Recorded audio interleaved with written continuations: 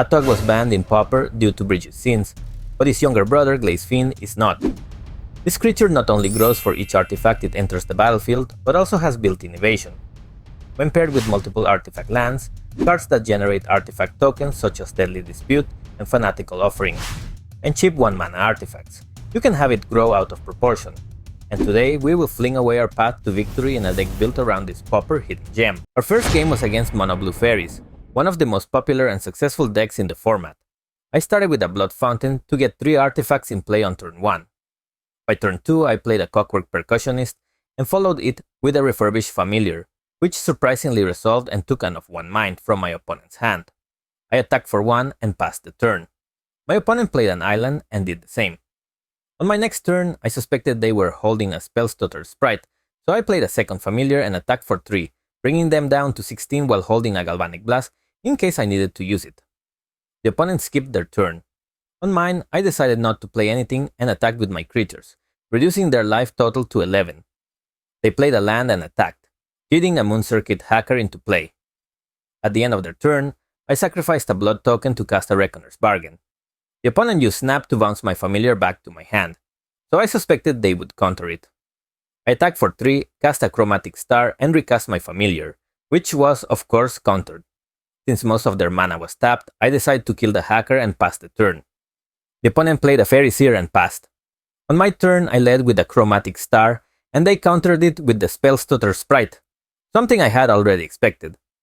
I followed up with an Experimental Synthesizer, revealing a second Percussionist and passed the turn. The opponent passed as well with no plays. On my turn, I attacked. They played a Brine Barrow Intruder, shrinking my Familiar and blocked one of my Percussionists. By now the plan was clear. I was going to return both Familiars from my graveyard to my hand using Blood Fountain. I went for it, cast one of the Familiars and removed their last card from hand.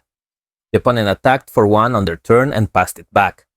I played more Familiars, chaining multiple spells, and eventually my opponent scooped.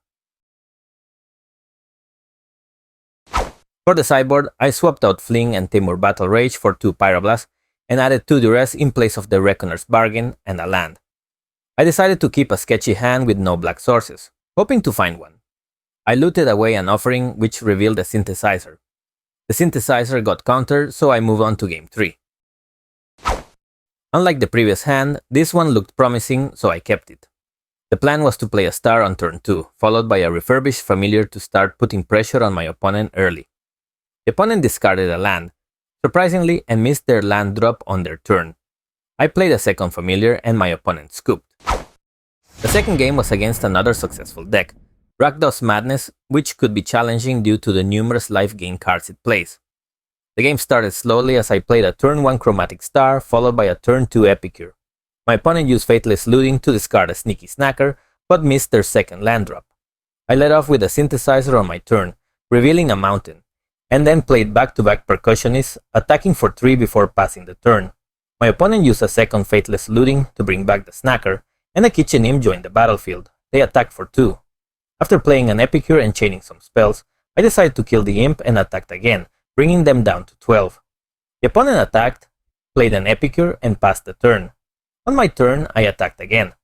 They ambushed one of my creatures by looting a Kitchen Imp and playing it. Post-combat, I played my Fiend and passed, hoping it would survive. Of course, it didn't. They played another Epicure and used Fiery Temper to kill it. In response, I sacrificed a Fanatical Offering to draw 2 cards, but was knocked down to 10. On my turn, I played a third Percussionist, used a map token to pump one of them, and attacked with my team. The opponent attacked, putting me down to 6, and Epicure pinged me to 5, and Arms of the Vein brought me down to 2. With limited options, I attacked and they blocked. Post-combat, I sacrificed an artifact to gain 1 life. I then chained a couple of cards, eventually playing a Familiar, and killed the Kitchen Imp to avoid dying. The opponent attacked with the Snacker, and of course, I blocked. Post-combat, they used Faithless Looting to bring the Snacker back, and a land pinged me down to 2. I started looting cards until I found a Galvanic Blast and a Fling. After doing some quick math, I realized this was enough to win the game. I attacked, and post-combat, I ran away with the victory in game 1. For game 2, I decided to add a Gorilla Shaman to destroy blood tokens and lands, slowing them down. I also brought in Duress to counter some of their other cards and avoid losing to unwanted direct damage. I started with a turn 1 Percussionist, and eventually my opponent played an Epicure and an artifact land. As planned, I used the Shaman to destroy the artifact land, then attacked. We traded creatures and I passed the turn. As expected, the opponent had no choice but to deal with the Shaman. I used a Chromatic Star to add black mana and played a Glaze Fiend, hoping it would survive. My opponent looted away a couple of cards and eventually added a Snacker and an Imp to the battlefield, putting me down to 16. Now, why is Glaze Fiend so good? Just look at it grow. After I put as many artifacts into play as possible, it quickly became a 10 power creature that put the opponent down to 7. Of course, they had no choice but to kill it on their next turn. They attacked, putting me down to 12. An Epicure joined the party on both sides, and after looting away a land, I attacked for 2. We traded Epicures, bringing them down to 5. I had planned to hold the Galvanic Blast to deal damage, but since they gained life with Alms of the Vein, I decided it was better to kill the Imp instead. I cracked the Synthesizer to add another body to the field, played a Fiend, and attacked with my Epicures, bringing them down to 6. The opponent played a Kiss and followed up with a Kitchen Imp. I was now in lethal range if they attacked, but they decided to stay back. I played my land, cracked the Synthesizer, and revealed a Blood Fountain, which pumped the Fiend further. I decided to attack to see how they would block. They took 3 damage, and post-combat, I used Reckoner's Bargain to draw a Galvanic Blast and a Duress. I used the Blast to kill the Imp, and the opponent looted away some cards, eventually playing a Snacker. Alms of the Vein brought me down to 1. On my turn, I looted away my Duress, put a counter on my Fiend with a map token, played an Epicure, and seeing the writing on the wall, my opponent eventually scooped. We are now playing against Mono Blue Delver. Unlike Fairies, this deck relies on cards like Tolarian Terror to finish games quickly, but it struggles against chump blockers. They didn't flip the Delver on turn 2, which was a relief, but they managed to counter my Glaze Fiend. By turn 3, all they had done was play a land. So on my turn, I played a Familiar, which also got countered. However, I managed to kill the Delver with a Blast and resolve the Voldaren Epicure to deal some cheap damage. They used Consider, searched for a land by cycling a spell, and passed. Since they were mostly tapped out, I played a Synthesizer, revealing a land, and followed up with an Offering post-combat. Then I played a second Epicure and passed the turn. Things got tricky as they resolved the Murmuring Mystic. With limited options, I cracked the map, looted away a land from my hand, cast some filler spells, and passed. The opponent started chaining multiple spells together, generating bird tokens as a result. They also resolved the Tolarian Terror and bounced my Epicure back to my hand. After all that, they passed the turn. On my turn, I used a bargain to sacrifice the Synthesizer, revealing a Furnace, which I played. I then cast 2 Epicures back to back, and after a few more interactions, I passed the turn again. On their turn, they played a second Murmuring Mystic. Definitely bad news. Still, with no spells to support it, the situation wasn't as dire. I chump blocked the Terror and took 3 damage in the air. On my turn, I looted away some cards in search of a Glaze Fiend. The plan now was to win in one turn using it and Fling, so I needed to dig through my deck as much as possible. Unfortunately, I didn't find what I needed and passed the turn again. The opponent cast an Opt, creating a few more tokens and attacked, forcing me to chump block once more. A top deck refurbished Familiar saved the day, taking away their last card in hand. Using Blood Fountain, I returned both a second Familiar and the Glaze Fiend from my graveyard to my hand.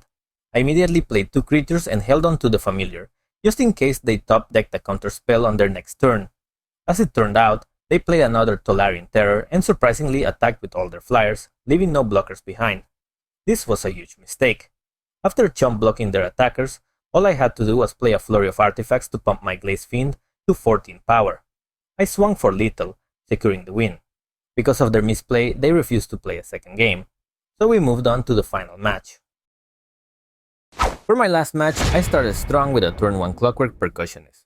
On turn 2, my opponent played a card I'd never seen before, Disciple of Grace. On my turn, I used a Deadly Dispute to draw 3 cards, thanks to the Chromatic Star, and played a Familiar, forcing them to discard a card. Judging by what they sent to the graveyard, it seemed like they were running a mono-white heroic deck. I decided to wait until they cast an enchantment on their creature before killing it, and it worked. They scooped. Post-sideboard, I thought Shamans would be a good idea, but as you'll see, if you miss the timing, they can become dead cards. In game 2, I kept my opening hand and started with a turn 1 Voldaren Epicure.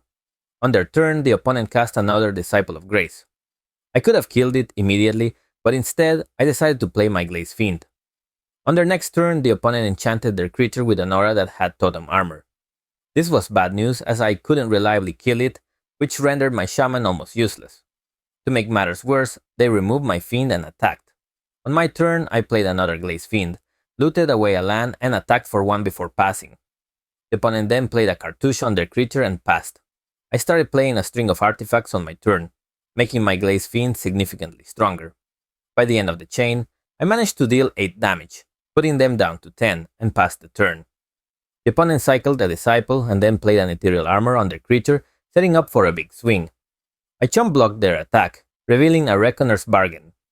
On my next turn, I used a map token to pump my Fiend and cast Reckoner's Bargain to draw 2 more cards. I attacked, putting them down to 7, played a chump blocker, and passed the turn. The opponent cycled 2 more creatures and attacked again. At this point, drawing more artifacts essentially sealed the game. All I had to do was attack, but I decided to end with style by throwing 2 Galvanic Blasts directly at their face to show this deck truly has potential in the current Pauper meta.